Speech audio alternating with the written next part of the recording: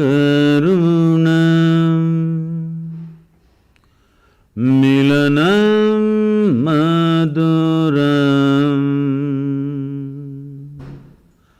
smaranam karunam kalavashadiha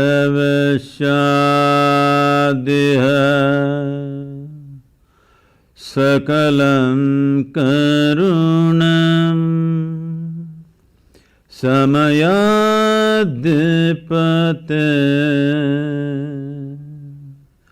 akilam karunam.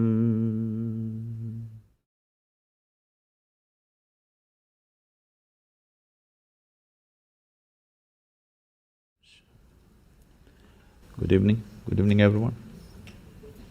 I said good evening. I thought you're not on talking terms with me already. Good evening, everyone. Welcome to Visionary Women. You probably know, and most of you know, that Sadhguru is known as being a mystic and a humanitarian. And now you see by the video that he's known for his mountain biking. This humanitarian doesn't concern with my diet, okay? Well, and he's also known for his incredible sense of humor, his warmth. Like vegetarian, non-vegetarian, humanitarian, I hope people don't misunderstand that. Yeah. But most impressive, I have to say, is my husband and I were at your ashram probably 2 years ago, and we got a first glimpse at what you do in rural areas by uplifting them from poverty, from the huge schools that you run. And we at Visionary Women feel that it's a huge honor to have you here tonight, so we can discuss a few things that is of importance to us as well. So, welcome to our community at Visionary Women. And the purpose, I'm so sorry, I feel that maybe I'm looking back at people, but the purpose of our Salon series is to create experiences of learning, meaning, and belonging for our members and for those who soon will be our members, right? Yes. And as I was talking to you just a little bit earlier before the event, what we see in the national conversation this past year is that people are trying to refigure how men and women should interact with each other. And I thought that it would be very appropriate for tonight to also invite men in our forum. Given that we're a women's organization, we're very well aware, not only our board, but our whole membership, that in order to have true understanding, we need to be talking about these conversations aloud, collectively, and most importantly, with an open heart. And men are our partners, our brothers, our fathers, our husbands, and our allies. And we wanted to start off first really talking about maybe the whole idea of consciousness, what it means. For those of you who haven't watched Sadhguru, there are hundreds of YouTube videos and of his teachings. And there was one at MIT that you were talking about consciousness that I thought would be very interesting for our audience to really get the definition of what it means. See, what is a man and what is a woman is a small difference that nature has introduced into a species just to address a certain aspect of our life. Essentially to address the reproductive aspect. When I say reproductive aspect, we all exist because somebody reproduced. Hello? Yes. Is it okay? If nobody was drawn to anybody, if nobody felt a bit horny, we wouldn't exist. Is this a guru speaking? We wouldn't exist, isn't it? Yes. Let's come to terms with this. we don't exist because out of their love for children they produce. No, they felt horny, and here we are. There is no need to make our biology either filthy or raise it to another level. We just have to look at it for what it is. We have to come to terms with our biology, first of all. It's the most rudimentary thing, but unfortunately that's not happened to most human societies, that we have not come to terms with our biology. Body parts are ruling our minds. Yes? So it's from that context that you see this problem evolving, how to work together. I'm saying, please, if you find some gap in what I'm saying, because in a brief little bit of time, we are trying to say some profound things. Yeah. If you find a gap, you must ask a question, you must not conclude against me, okay? I can fill those gaps, but I'll create some gaps because to go quickly. Essentially, why should it matter to you? Whether you… right now, you're a man or a woman, why should it matter to me? These things matter only in bathrooms and bedrooms. Why right now it should matter to me whether you're a man or a woman? Why can't I just treat you as just one more person? Hello? This is not against anybody, because we have made human biology so big in our minds. It's become so big because we have not accepted the fundamental biological difference. Yes? Because for thousands of years, religions and philosophies have been telling you what's wrong about your biology, how the fundamentals of your biology is not okay, how the fundamentals of your biology is sin. Because of this, we came to a certain level of resistance about human biology, particularly a woman's biology. Because of this, these things have become big, because the nature of human mind is such, whatever you resist becomes the biggest thing in your mind. Right now, if I tell you as an experiment, next 10 seconds, nobody should think of monkeys. Try, please. You will only be thinking of monkeys. So this has become a crazy thing in the world. We have made human biology into such a big thing, a small difference between man and woman. We made it into such a big thing in our minds, we can't keep it down for a moment. Everywhere, wherever you are, you have to be conscious about somebody's body parts. Why? I can understand a 13, 14, 15-year-old boy, when you were 10, 11, everything was fine. Suddenly a little bit of your hormones hijacked your intelligence, and after that you just look like this. Every little bump on somebody's body looked like a world by itself. Till then you were quite okay. I think that happens at a certain point, but at least by 20, you must fix yourself. Again, you must become normal, you must be able to look at a human body just as it is, without giving it all kinds of meanings. This is what consciousness means, because consciousness is an intelligence beyond your physiological and psychological structure. See, when we sit here, your body is your body, my body is my body. No way these two things can be one. People try hard, but it never becomes one. Only when we are buried, we become one.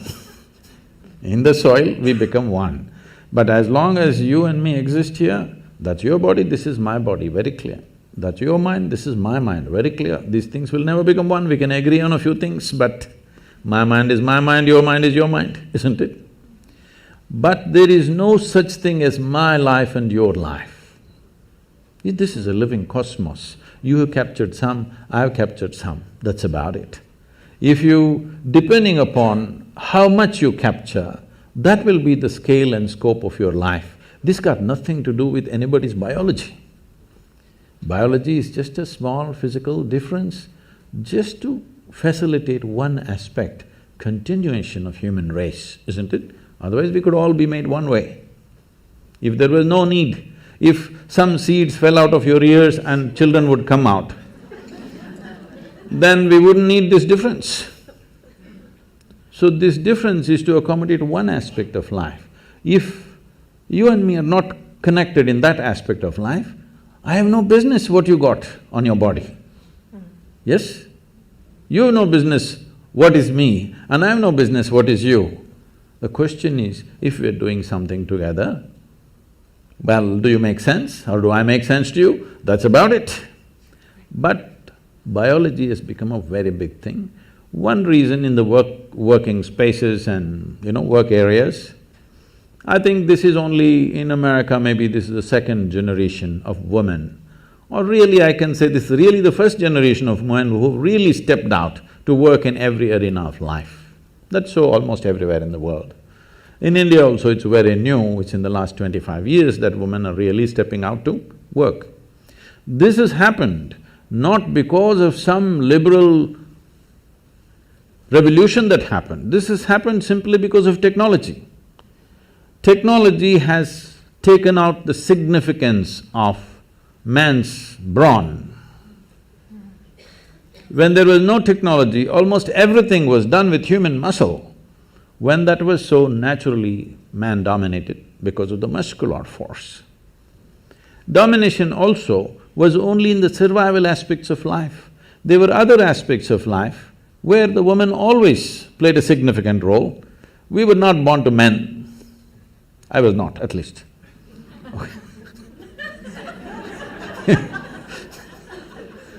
So, they always played a significant role, but roles were divided because economic aspect of life was largely muscle-powered. So, men dominated. Now with technology, muscle is of no great significance in today's world. So, naturally women are coming into this space. This should happen as simple evolution. No fight is needed, no revolution is needed. Once you see muscle is not significant, women will fill those spaces. It's anyway happening. There is no need to make a big thing about it. Exploitation.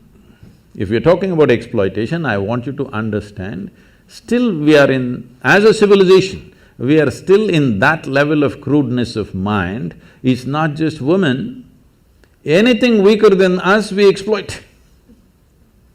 Yes or no? Every creature on the planet we're exploiting, aren't we? Hello? Not just women, children are beaten. Why? Just because they're small. Hello?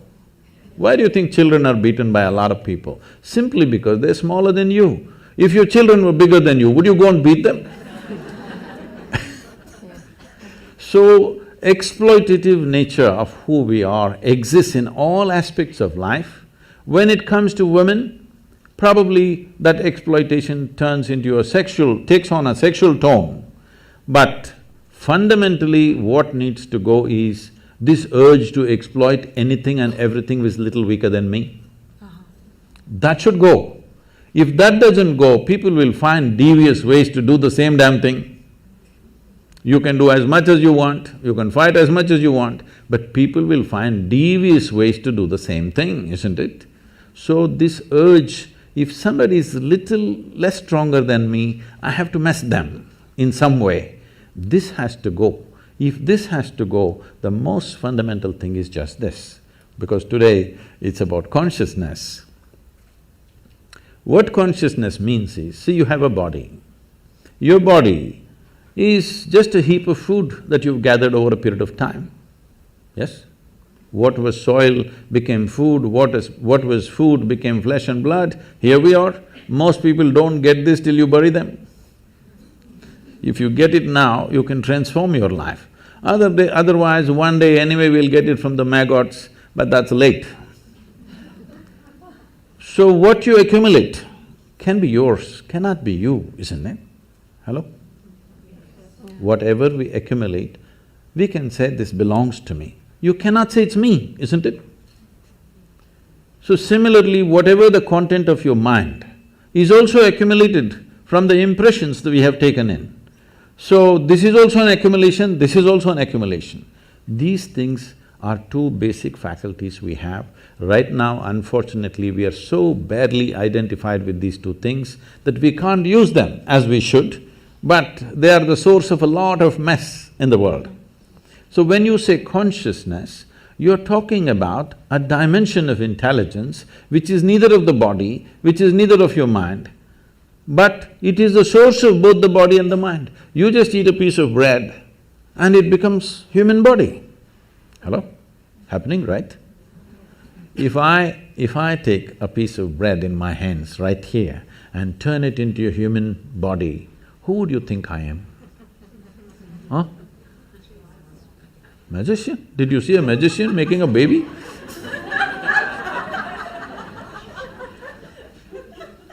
Who would you think I am? Creator himself, isn't it? But every day you are doing this, you eat a piece of bread or a carrot or a whatever, within a few hours you make it into human body, the most complex machine on the planet you manufacture with all kinds of trash in Los Angeles. Aren't you doing it? So, when this dimension of intelligence exists within you, if you touch that dimension, naturally your identity will be with that dimension. Right now, the only problem is human experience is limited to their biology and their psychological structure. Physiological and psychological structures are the only two things you have experienced. Because of this, your identities are there. Because of this body part difference between the same species has become such a big deal. But do you feel that men and women have different essences? Do they have…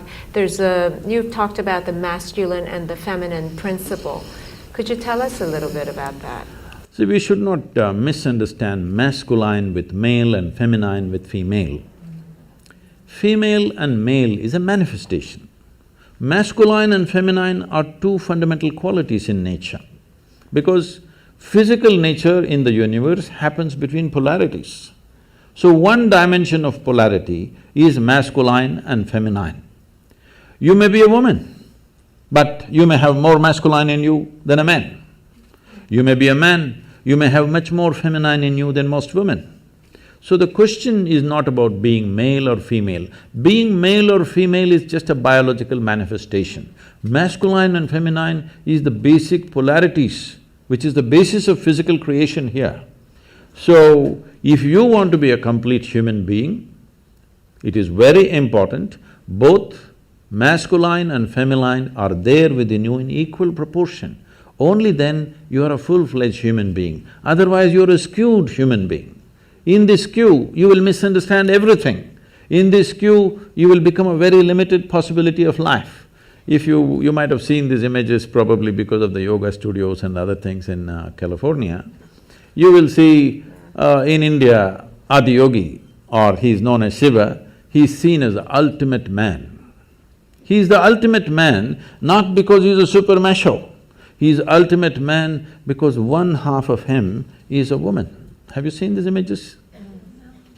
One half is a very athletic man, another half is a full-fledged woman. So his body itself is one half man and one half woman. In yoga, this is called as Pingala and Ida, two dimensions of your energy within you.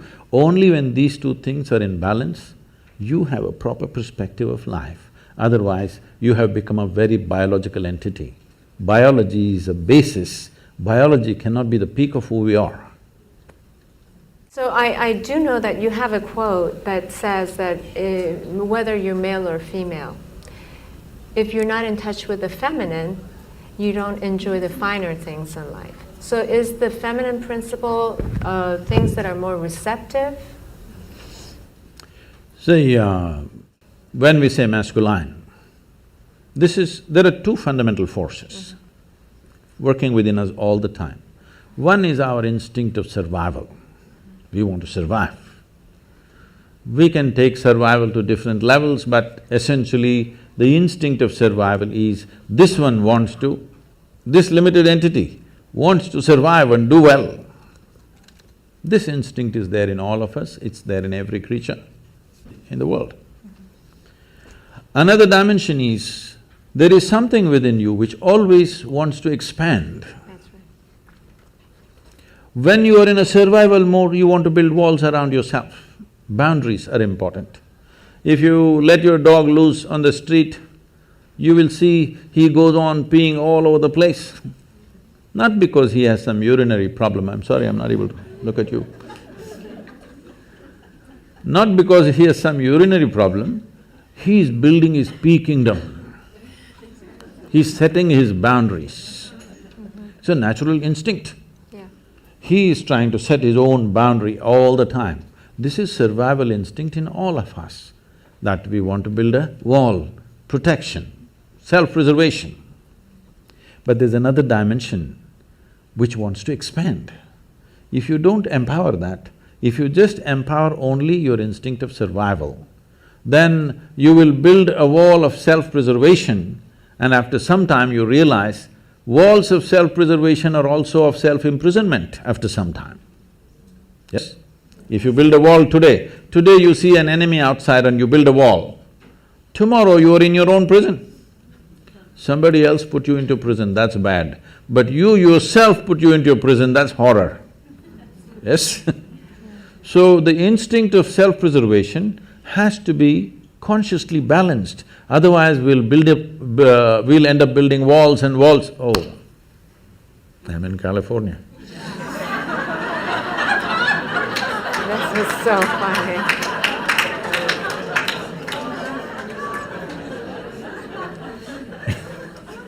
No, I was not making a political statement. You just did. So, inevitably, when we feel unsafe, we'll build a wall. So, the instinct of self-preservation cannot be ignored, it is there, obviously, isn't it? Obviously, it is there in all of us. Walls are not always of brick and mortar, there are a variety of walls we set up. But the longing to expand is also there. How much expansion do you want if you sincerely look at this? Today if you're here, you want to be a little bigger, if you're there, you want to be a little bigger. But suppose I make you the queen of this planet. Hello? Don't look at me hopefully, huh? Why will I commit such a blunder? Suppose I make you the queen of this planet, will you be fulfilled? No. You will look at the moon. Why not that? If I give you the moon, will you keep quiet? You will look at the next galaxy. If I give you one galaxy, will you keep quiet? You will look at the other galaxies.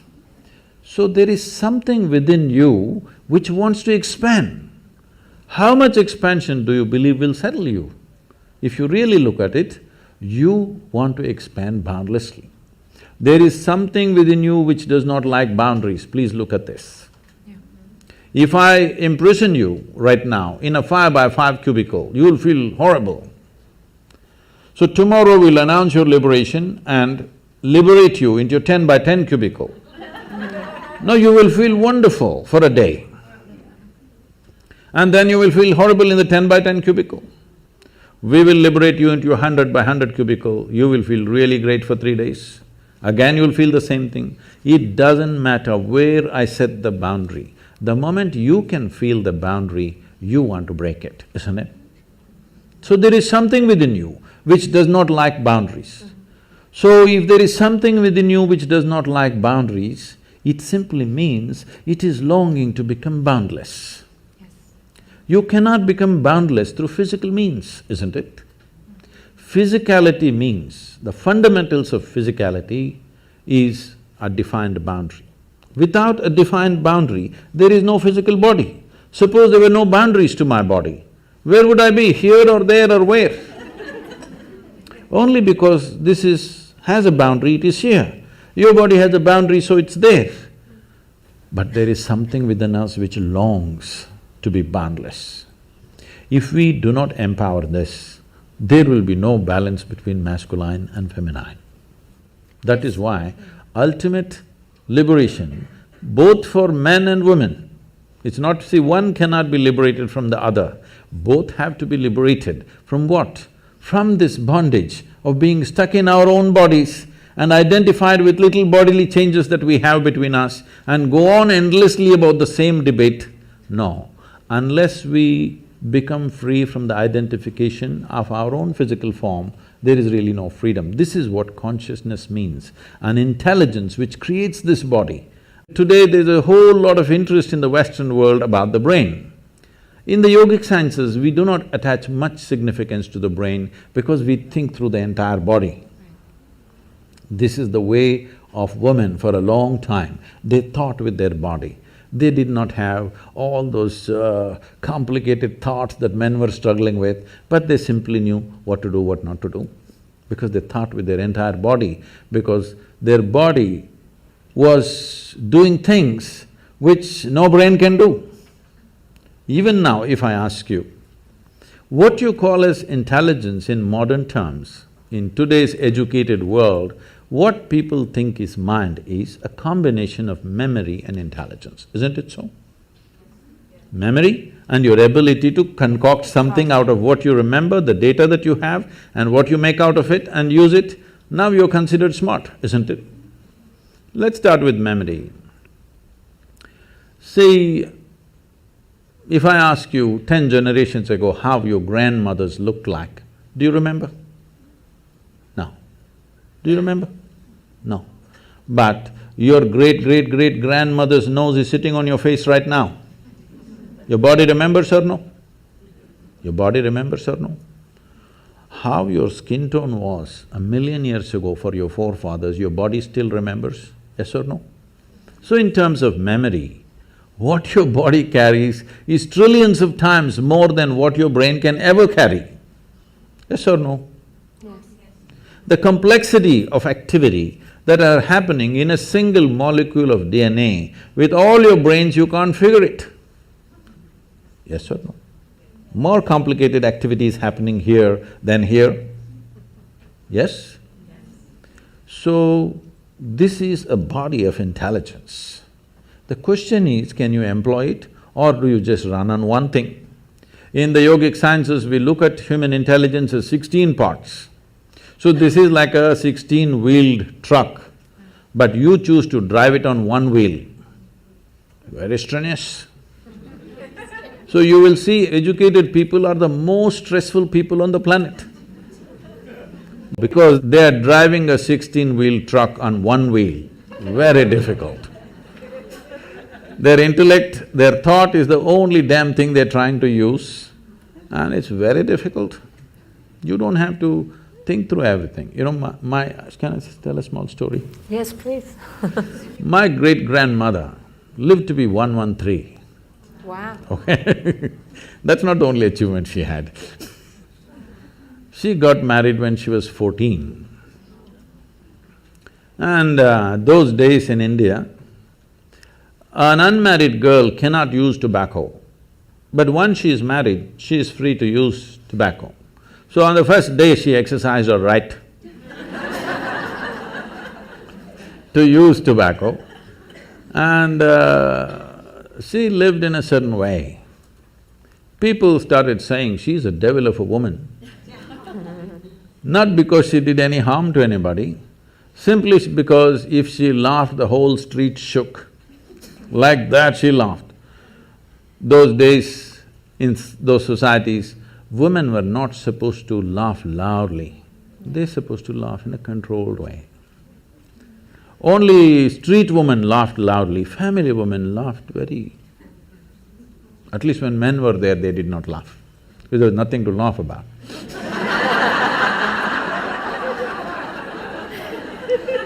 But she laughed in such a way that the whole street would shake if she laughed. So people said she laughs like a devil. Always, unfortunately, this is the whole thing. The devil is a laughing one, God is a dead serious one. It's your choice. So, she lived wild. Wild means, at the age of 67 or 68, she lost her husband, and then she decided, this is a very large land-owning family. So she moved out from the family and built a small temple with her own hands in somebody else's land. Somebody else means another family's land, not without permission, with their permission, but she was family's disgrace because this family owns hundreds and hundreds of acres of land and she sets up her stupid temple in somebody else's land, the whole family, oh my God, she's ashamed. And she built a temple, not for any god, she sat there. She is the main piece. No god, she just sat there and people started visiting her.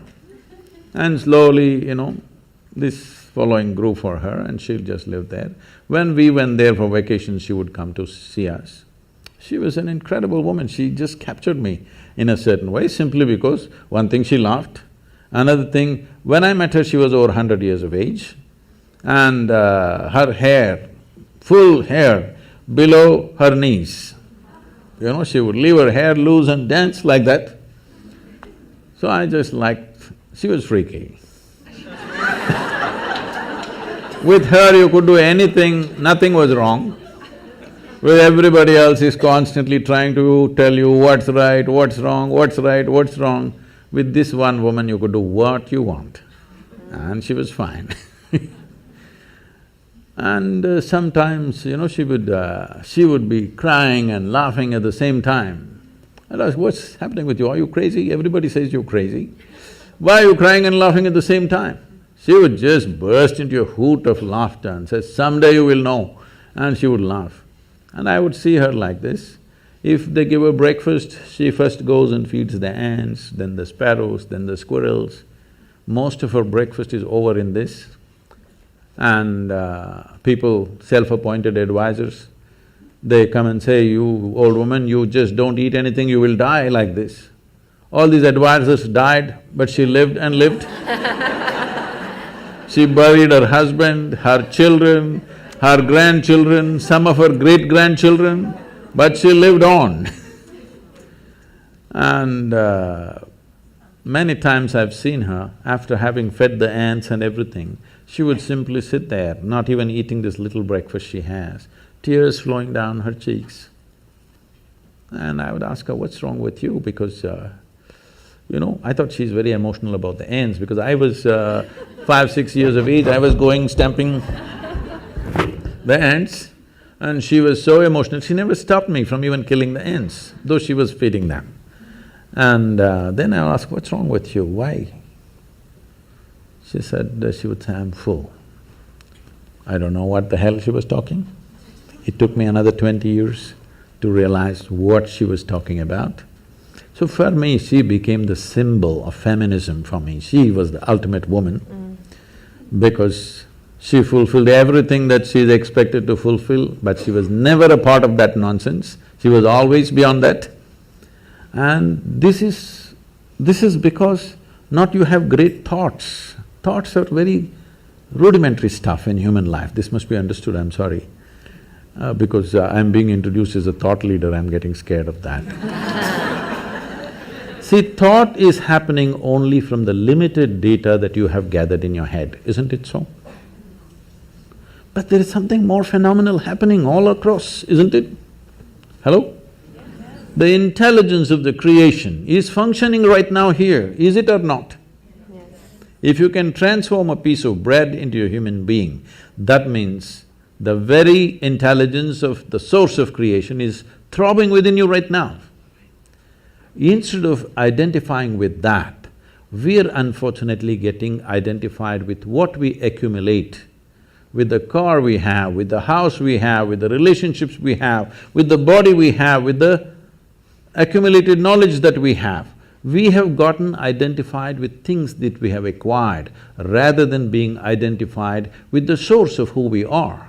So this is what consciousness means, but this will not come by thinking differently. You must touch that dimension beyond physiological and psychological process. This is something that must happen. When that happens, there will be no problem about who is a man, who is a woman. Could you please tell us how we can touch that dimension?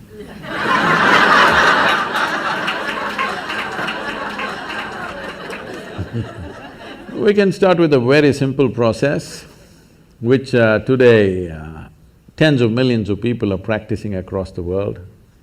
I brought this out because, when I was just about maybe 2.5 or… yeah, around 2.5 years of age, my mother, her health was not good. So they sent me to my aunt's place who lived in my grandfather's house. My aunt was just married and she was only 18 years of age. She was that bubbly, joyful, loving human being that you can't stop her for a moment. And she took me in as her own and we became great friends. I was there for nearly 2 years maybe, but after that I came back to my parents, but I always developed that close relationship with her, not of an aunt, but we became buddies right through our life. Then a time came and her life went on like normal, marriage good, children cute, and the boy got educated and went somewhere and the girl got married as she wished and grandchildren came, everything wonderful. Then she got some ailment. Then she knew in the next 2 years she's going to die, max 2 years. Then I saw this wonderful human being deteriorating into nothing. Total mess she became. This such a loving, joyful, exuberant human being that nobody could stop suddenly became a wreck. I just looked at her. I was into too much travels here and there, I tried to catch up with her, but nothing much could be done with her because she just shattered. I just looked at her and saw the only problem with her is she knew two things, her physiological structure and her psychological structure. She managed it well and kept herself loving, joyful, wonderful, everything. The moment she realized these two things are going to end, she's finished. She's just finished. You can't believe such a wonderful human being became so nasty and miserable and broken. At that time I thought, this is something that needs to happen. So we started what is called as, in Tamil Nadu, we started this Urusuttu Anmikam. This means one drop spirituality. Everybody must have at least a drop of something which is beyond your body, which is beyond your mind, something within you which is not a concoction of your mind. A place to stand beyond physiological and psychological process must be there in every life. As a part of this, we launched what is called today being practiced by many people. Is anybody practicing Isha Kriya here? Yeah. This is a simple process. Initially, it looks like a psychological process because people can't keep their mind aside, they have to use it in some way. So we are going through the psychological process, but if you go deep enough into it, if you sit here, your body will be here, your mind will be there, what is you is little away from that. Once there is a little distance between you and your body, between you and your mind, this is the end of suffering. Because human suffering happens only on two different levels, physiological suffering, psychological suffering. Do you know any other kind of suffering? Hello? No. Physical suffering, mental suffering, this is all. Once there is a distance between you and your body, between you and your mind, this is the end of suffering. This must happen to you not at the end of your life, at the very beginning of your life, because the fear of suffering is what has crippled humanity. A human being has not explored the full depth and dimension of who they are simply because of fear of suffering. What will happen to me? What will happen to me? Is always the concern, isn't it? Suppose you came to this kind of ease, that if you sit here, whatever the hell happens to me, this is how I will be. If this assurance and ease came into your life, then you would explore life in many more ways than you're doing it right now, isn't it so? This needs to happen. If we want to unleash human genius on this planet, the fear of suffering has to go. For that to go, you must know something beyond your physiological and psychological structures. Absolutely. Do you feel that… First of all, I wanted to ask you, can you define… what is the difference between meditation and prayer?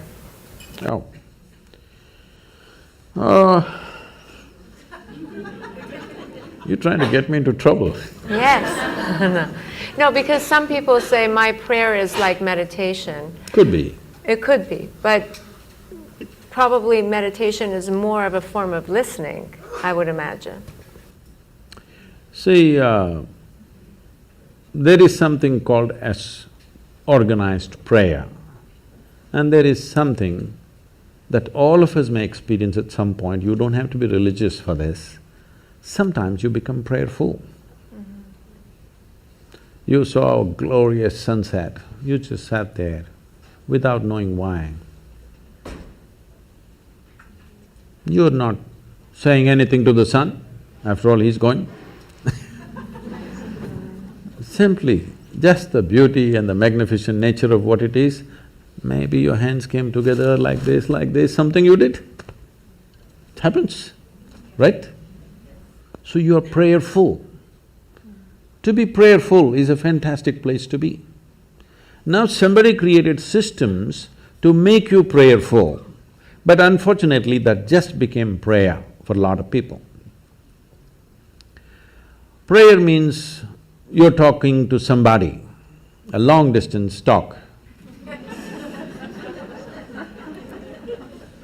And unfortunately, if you look at the prayers on the planet, I would say 95% of the prayers on the planet, whatever kind of religion they belong to, is just about, dear God, give me this, give me that, save me, protect me.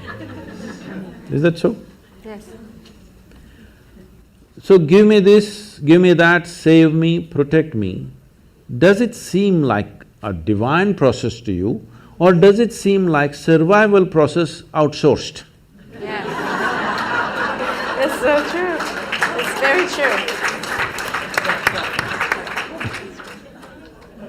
So, outsourcing your survival is not an efficient way to survive. To survive on this planet, you don't need any divine help. You just need 4 limbs and a few brain cells that work. That's all you need to survive. You don't need any other forces to come and cooperate with you for survival. Only when your life is beyond survival, you're looking for other dimensions of existence, then you may need the cooperation of other forces. For survival, when a worm can survive, an insect can survive, a bird can survive, an animal can survive, with such a big brain you cannot survive, what is this? The only problem may be you want to survive like somebody else, that is a problem. That's not going to be ever achieved, because somebody else will always be doing something different or better or whatever you think it is. So, prayer as a process, unfortunately, has become talking process. If you are prayerful, it's fantastic. So being in meditation, see, the English word meditation is not specific to anything, it's a general term. If somebody sits here with eyes closed, we say they're meditating. But with eyes closed, you can do many things. You can do japa, tapa, dharana, dhyana, samadhi, shunya, samyama. There are many things you can do. Or you might have just mastered the art of sleeping in vertical postures. That is also an art. So, the word… English word meditation is not describing anything specific.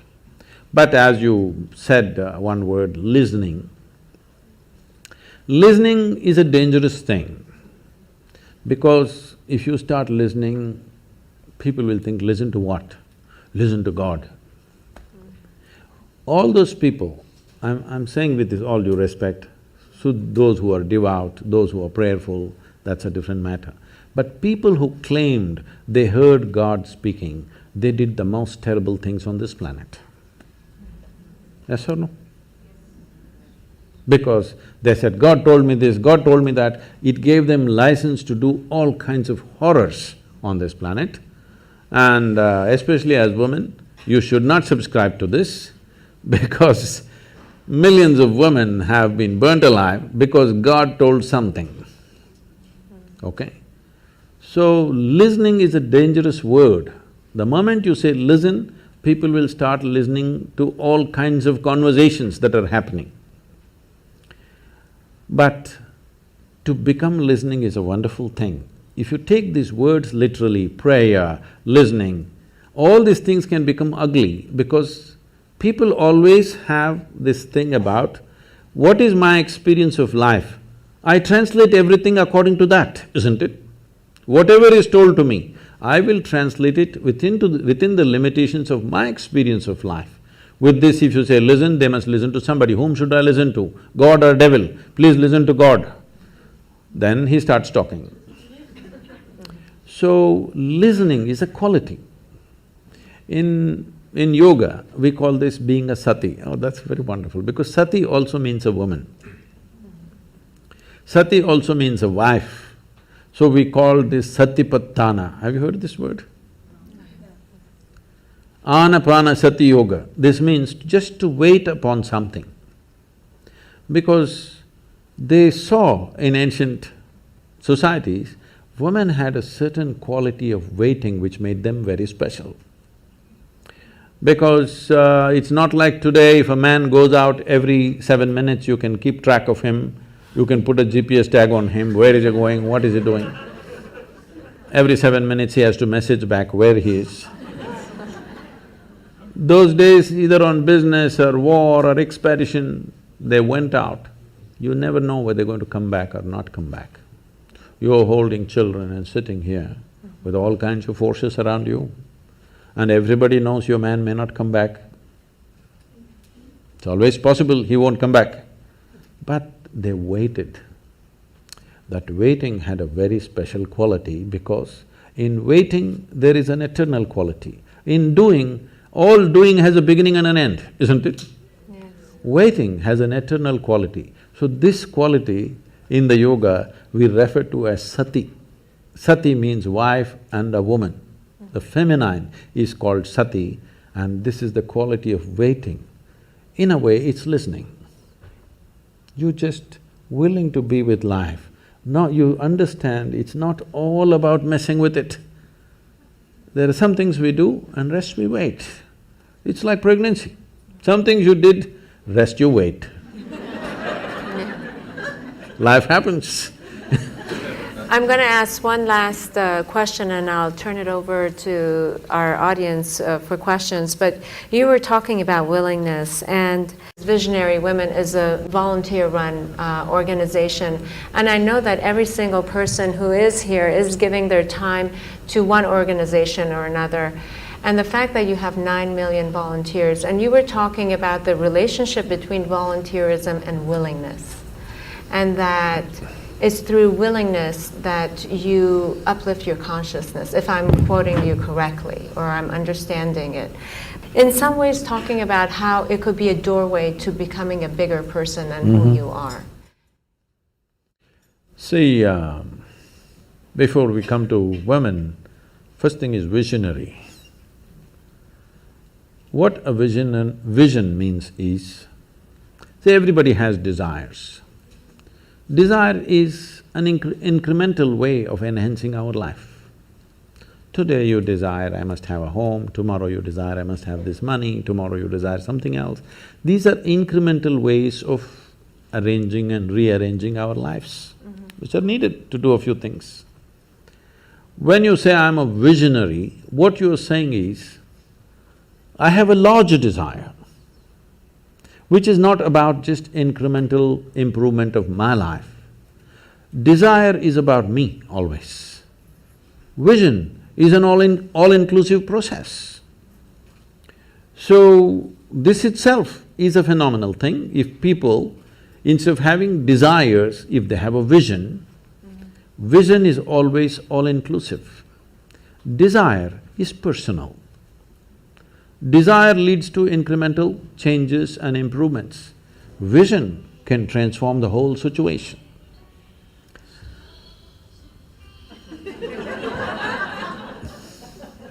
I like music. So, about willingness, because you said you're a volunteer organization, to be a volunteer. A volunteer means somebody who is doing something willingly, right?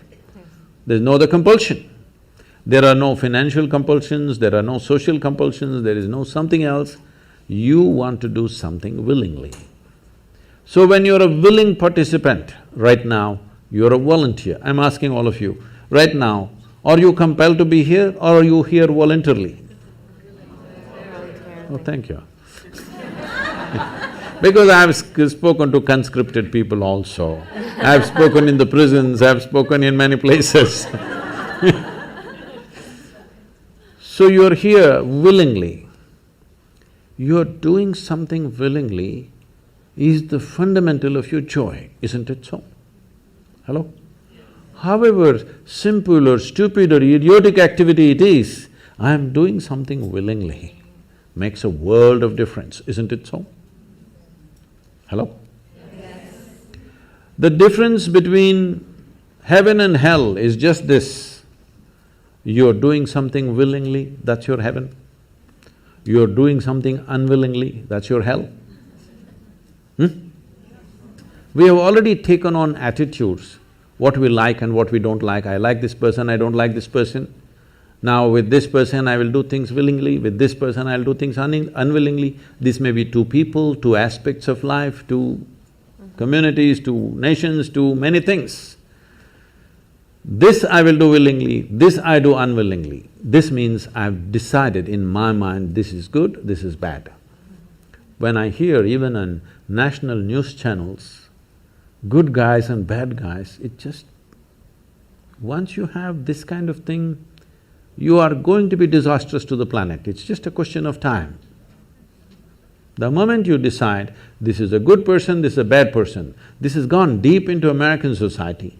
No, there are no good people and bad people. Everybody is oscillating between the two. If you create a very pleasant, wonderful atmosphere, everybody behaves wonderfully. If you create an unpleasant atmosphere, a whole lot of people act nasty. Yes or no? There are joyful people and miserable people, but there are no good people and bad people. That's big.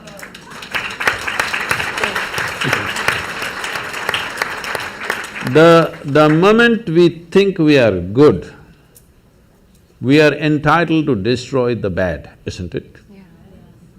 Oh, we've been destroying a lot of people for a long time. Time to stop that because human beings are in different levels of experience and understanding, variety of people. Anybody who is not like you is obviously bad, isn't it? Isn't it so? Those who are not like me must be bad people. Because the basis of goodness and what you think is goodness is decided by you. No, you have no business to do that. Willing means this, I'm just willing. I'm 100% yes to life. I am not yes to this one, no to this one, no. I am just yes and yes to life. If you are 100% yes to life, you are a volunteer. Oh, that's beautiful. You have become a willing life.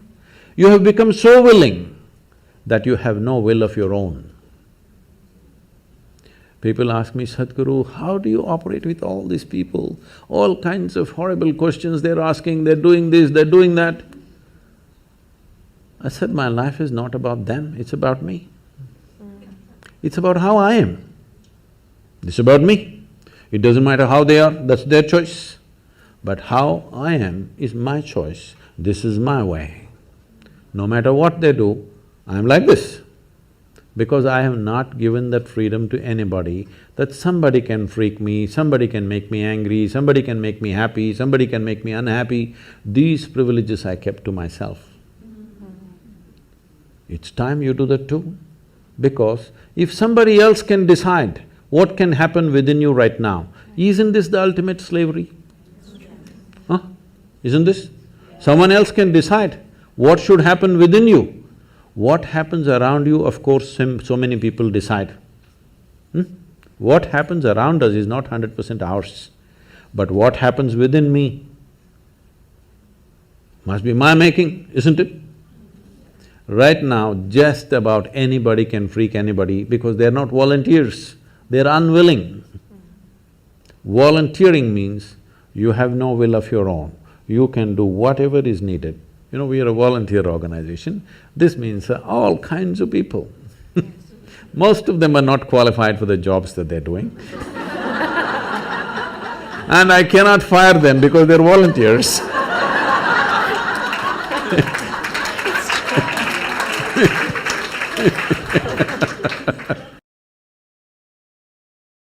a daily basis, Sadhguru, I can't work with this person, she's so horrible, I can't do it.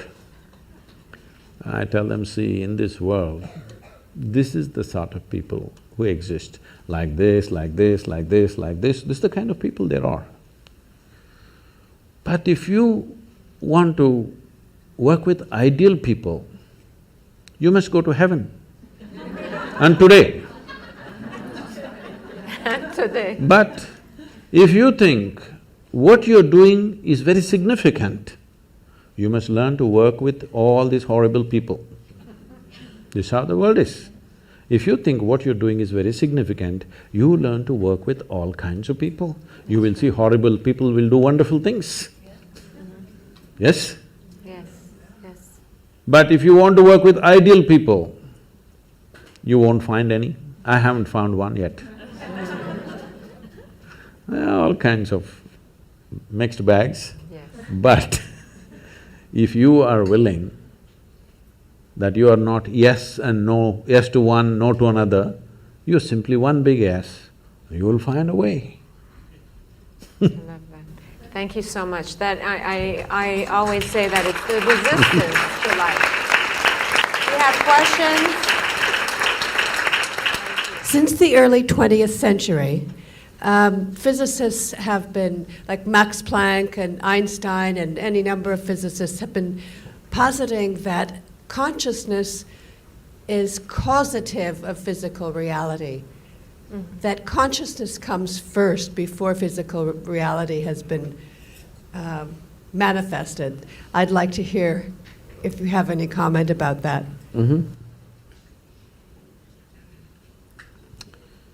I'll need a few minutes for this question. Yes, please. I'm sure, at least when you were in school, you blew some soap bubbles, did you? Soap bubbles? Yes. Somebody got this big bubble, somebody got that big bubble, somebody got this big bubble. Same soap, if you give it to two people, one person blows that big bubble, another person gets only this big bubble. Hasn't it happened? Yes. Because something so simple as blowing a bubble needs a certain dimension of attention. Those who have the necessary attention can blow that big bubble. Those who don't have, they get these tiny bubbles going. Something's that simple, same soap. So, when my bubble is floating and your bubble is floating, that's my bubble, this is your bubble, clearly there. Then of course, after some time it goes poop. When it goes poop, there is no such thing as my air and your air. But when it was encased in the bubble, 100% my bubble and your bubble. Yeah. Just like that, this bubble and that bubble. Now, whether you got to blow a big bubble or a small bubble determines many things. The scale, scope and profoundness of your life simply depends on how much life you captured. You can call it life or you can call it consciousness. Consciousness is a highly corrupted word, particularly in California, because people are using that for just about everything. But they will continue to use that word because I'm trying to reclaim it.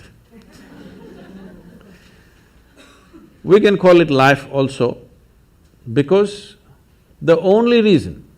Right now, are you alive? Hello, all of you? Yes. Some of you are not saying anything, I'm asking you. Are you alive? Yes. How do you know you're alive? Now stop your breath for a minute, are you still alive? So, how do you know you're alive? You're conscious, isn't it? Suppose you became unconscious, would you know you're alive? No. No. So the only reason that you know you're alive and you're alive is because you're conscious. So what you call as consciousness or what you call as life are not two separate things. So, I did not know about physics talking about consciousness. I knew Einstein said something vaguely, because I'm, as you see, I'm unschooled. So I did not go as far as Einstein to study physics, but I paid attention to this piece of life. I paid attention in such a way, as I paid more and more attention, I realized that the problem is in the nature of our faculties. See, right now, if I show you my hand, if you see this part of my hand, you cannot see this part of my hand, isn't it so? If you're hearing sound, you cannot sense the silence. If you're in silence, you cannot feel the sound. If you're in light, you cannot feel the darkness. If you're in darkness, you cannot feel the light. The human faculty of sense perception, of seeing, hearing, smelling, tasting and touching, this is how you know life. All these things are always happening in comparison with something else. Comparison means, what you know by comparison is good enough for survival, but not good enough for knowing the nature of what it is. This is the problem that modern science is struggling with and will continue to struggle with, unless… I'm very glad to hear that early 20th century they said consciousness is the basis, but still we are in early 21st century, but still we have not moved towards consciousness, we are still studying physical things forever. People are studying the brain.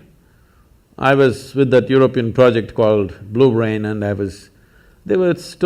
building a huge massive computer brain, which is like about 3 times this hall, full of computers, and they had built some 18% of the human brain.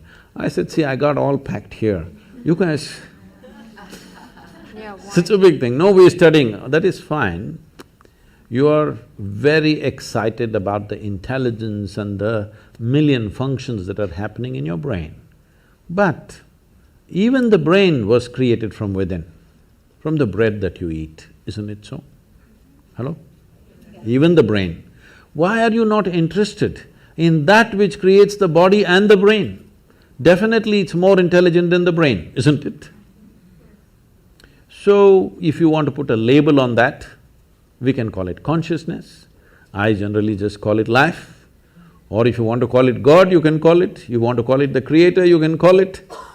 Because today there are gender issues, we will stick to life. So, life is not… as we went through this, when it comes to body and mind, there is you and me. When it comes to life, there is no you and me. This is a living space. We just captured a little bit. So this is going on. If we lose this ability to hold it, even if everything, all the organs in your body are functioning, still you will not live, isn't it? People do die of old age even if they don't have any disease or ailment, because life chooses to leave for whatever reason. So, what you're referring to as consciousness is definitely the basis of all physical existence. Well, modern physicists have gone on to say that over 99.999 whatever number of nines in an atom is empty. It's empty space. Only a minuscule is physical. This is the same proportion approximately even in the cosmos, that over 99% plus is empty, only physical manifestation is very small. If you look up in the sky in the night, because your visual apparatus are in a certain way, which are very deceptive, it makes you think, oh my God, millions of stars. But actually, the largest thing out there is empty space, isn't it? Most people will never see that because our visual apparatus are tuned to see physical matter. You can only see That which stops light, please look at this carefully. You can see my hand right now only because it stops light, isn't it? If my hand allowed light to pass through, you wouldn't see. Right now there is something here very vital for your life that you're not seeing, which is the air that you breathe. You cannot see, but isn't that more important than my hand? Hello? Yes. So there is a living cosmos which is the basis of everything. It's just thrown out a little bit of physical matter, including your little body. But we have gotten so identified with this physicality, its form and its shape, and now the gender of it has become a big deal. Because of that, we are seeing life in a very small way. The 99.9% is that life or the 0.1% is life? Please tell me. The bigger thing, isn't it? This is just a small manifestation, but we are still very juvenile as a species. In the sense, we are still… when I say juvenile, when we are adolescent, body parts are important. Yes or no? We are still, as a humanity, we are still in that condition. Body parts are super important. This is why spiritual process is important. When I say spiritual, once again, this is another most corrupted word on the planet. If I say spiritual, people are thinking looking up, looking down, looking at heaven, whatever, no. Spiritual means your experience of life has transcended the limitations of physiological and psychological process, which is what you are saying the physicists also said. That's very wise of them, that without experience, with inference, they are saying that we acknowledge their intelligence, but after 1 century, we are still not there as a race, as a human species. But one thing I must share with you here is, I was just telling Nicholas, which came back to me because he asked some question. See, when I started doing this work 36, 37 years ago, what I found was when I conducted events and programs, over 82 to 85% of the people came because of physical ailments, because they knew this will give relief. Only 12 to 15% of the people came there, want to know something, experience something. But today, over 87, 88% of the people come because they want to know something, experience something. Only 10 to 12% of the people come for ailments, which is a phenomenal shift in the human society.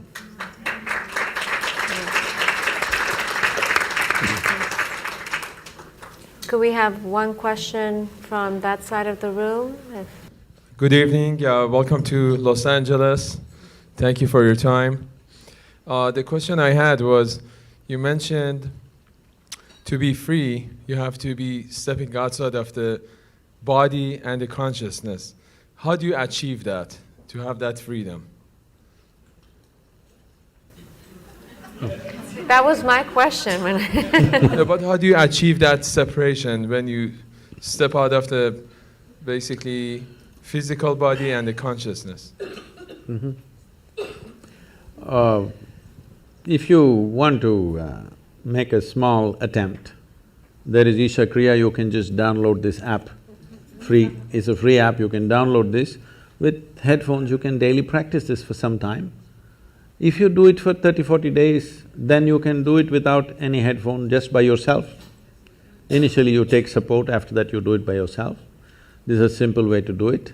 If you are willing to commit 30 to 32 hours, about 32 hours of focus time, then we have a more powerful and effective process, which is called as inner engineering, which is offered in daily classes, or also preparatory part of it as online, and the final part of finishing part of it, which is direct. It is a transmission of a certain dimension of practice. We must understand this because with all due respect, they've done what they have done, But the way yoga is happening generally, not everybody, generally the way it's happening, it's a bit scary to me. Because when you make a very profound process into just an exercise mechanism or just a breathing exercise, you want to exercise your body, exercise your breathing, exercise everything, that's not the way it works. Even the physical dimension of yoga. See, of over 200 sutras that Patanjali gave, only one sutra talks about the physicality of yoga. Thiram Sukham Asanam. This means a posture which is comfortable and stable is your asana. To get to this, people do many twists and turns, that's okay. But only one. Nobody bothers what is the remaining 200 and odd things that he's spoken. So the physical aspect has come to the West and that's become big. It's good, it creates health, well-being. But I want you to understand, there are more people on this planet who are healthy and miserable than unhealthy and miserable. Those who have ill health, at least they have a good reason, they have a good excuse. Healthy and miserable, you have no reason, no excuse to fall back on. So, it is important that you understand yogic practices are not practices, they are live forms, that it is made into a seed form and given to you, you're supposed to hold it that way so that the seed sprouts and grows and becomes something phenomenal within you. It just takes away your backache, your headache, your something else. This is not of great significance, but I understand if your backache is aching right now, that is the biggest thing in the universe. Yes or no?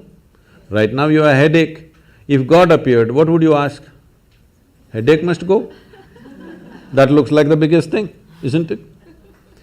So I understand, when body is in trouble, keeping the body well is important because even if your little finger is hurting right now, this little finger will become the center of the universe. Yes or no? When it is fine, you can just ignore this body and simply sit here and talk about other things. Little finger is feeling like hell, little finger will become the center of the universe. So, keeping the body well is important for that reason, so that you can keep it aside. If it's very well and no issue, you can just keep it aside and look at other dimensions of life. If this is trouble, our entire focus will remain on this, isn't it? So, inner engineering is that kind of a process. There is a powerful system called Shambhavi, where it is given in a seed form. It is a planting that you do and slowly evolves within you. Millions of people, this is one thing I'm proud of in my life is, today there are millions of people, men and women. In the morning if they close their eyes, tears of ecstasy are flowing. I think this is fantastic. People ask me, Sadhguru, what's the greatest thing you have done? I said, tears. Tears of love and ecstasy are flowing, that's a great work. Thank you so much. I think our time is up, but Sadhguru, we want to thank you for this evening. On behalf of Visionary Women, we also want to donate to the Girl Child Project of Isha Foundation. And if you have 2 minutes to talk about what you're doing to help the status of girls, young girls in India, we would very much appreciate it. And Shelley, I'm going to put my shoes on and please join us. I think a little bit of video was there in the introductory video about the rural India, the programs that are happening. I don't know if you saw that, like a 70-year-old woman is playing a game. You saw that she's throwing a ball or something. So this is a movement we started about 17, 18 years ago. And today, the next event is coming on 9th of December. I'm there for that event and over 10,636 men and women are participating in the event, that is, as players. Over 150 to 200,000 people will be there as spectators. The people who are playing are just ordinary men and women, especially women in rural India have never played a game in their life. After they're probably 7, 8 years of age, they never played a game. But now they're coming out and participating in a public tournament in front of everybody, it's on the television and ministers and celebrities are coming there to give prizes for them. It's an exhilarating experience for them. One thing it did was, it leveled out many differences of lines of religion, caste, creed, we leveled it out with these simple games. And in our schools in rural India, in very remote places, we have schools where at least 43–44% of the students are first generation going to school. In this, right now the average school-going children, about 61% are girls. Because in our schools, we have made sure the girls are safe, there are proper bathrooms for them, and there is a culture where they are respected and not made fun of, and there are small things about biology which is the basis of our birth, but unfortunately we think it's some kind of funny thing. These things we have leveled out, we've created different culture in the schools, so the parents feel very comfortable, their grown-up girls going to school, in this kind of school where the atmosphere is healthy. So this we are trying to bring, and we've created 12 schools where we incubate teachers, and we've adopted over 4,600 schools, government schools, and we are operating in them. This is making a big difference for the girl child, because first thing I do is, we make our people committed volunteers to go and visit the bathrooms. How are the bathrooms kept? Because bathroom decides whether the girl goes to school on particular days of the month or not. The quality of the bathroom decides whether she goes to school or not. And if she doesn't go to school on those few days, next day when she goes, it's a kind of a joke all over the place. It's like… it's very unfortunate, but this happens. So, first thing is, when we adopt a school, first thing is, I send most important people in the organization to go visit the bathroom. I don't care how the classroom is, how is the bathroom? It is important. So as simple as it seems, when you don't have it, it becomes so important, These are simple things, but when they don't exist, how significant they become. Whether that particular girl goes far in her life or just gets trapped in some limited situation is determined by the quality of the bathroom we provide there. Yes. So this is the kind of change, there's a lot more to be done, but with whatever resources we have, I'm keeping the volunteers, I'm not just a guru, I'm a slave driver. We've been delighted and honored to have you with us this evening, and we want everyone in the audience to know that the proceeds from tonight's event are going to the Girl Child program that we are delighted to be able to support. So give me a minute. So we must understand this, what we call as human life is just a certain amount of time and energy. Yeah. As we sit here, since the time you came in, all of us are 2 hours closer to our graves. Yes, time is… it's not time ticking away, it's our life ticking away, yes? We are mortal life, limited amount of time. This is our time on this planet. We are a generation of people who are empowered like never before. No generation ever in the history of humanity was empowered the way we are empowered. Our ability to communicate, our ability to do things in the world. So we have the possibility that we could become the greatest generation ever, or we just sit by and let it flow, because if you sit also, time goes. If you sleep also, time goes. If you create something wonderful, time goes. If you don't do anything, time goes. That's right. Yes? Time is not stopping, nor can we roll it back, nor can we slow it down, nothing. Our life is just going away. This is our time on the planet. We must make this the best generation ever. For this we need consciousness. We need to identify with something bigger than our body and our brains. Only then we will do something fantastic, because We have the necessary tools of technology in our hands. Today if we speak here, we can speak to the entire world, which was never before possible. Please, let's make it happen.